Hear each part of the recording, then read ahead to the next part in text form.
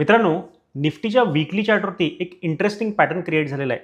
जर का आपण या ठिकाणी कोरोना पॅन्डेमिकचा लो पासून एक ट्रेंड लाईन वरच्या बाजूला घेतली, तर या ठिकाणी 7 एप्रिल 2025चा पॉईंट या ठिकाणी मिळतोय आणि या ट्रेंड लाईनला पर्टिक्युलरली रिटेस्ट करण्याकरता आता मार्केट पुन्हा वरती आलेलं आहे.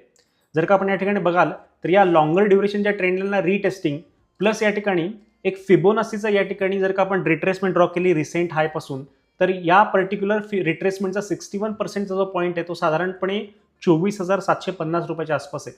म्हणजे या ठिकाणी 24,600 पासून ते 24,750 हा एक साधारणपणे 150 पॉईंट्सचा एक रेजिस्टन्स झोन या ठिकाणी क्रिएट झालेला आहे.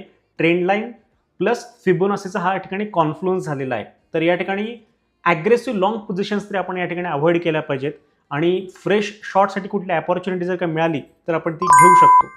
तर या पर्टिक्युलर ॲनालिसिसबद्दल तुमचं वैयक्तिक काय मत आहे हे खाली कमेंट बॉक्समध्ये कमेंट करून मला नक्की सांगा.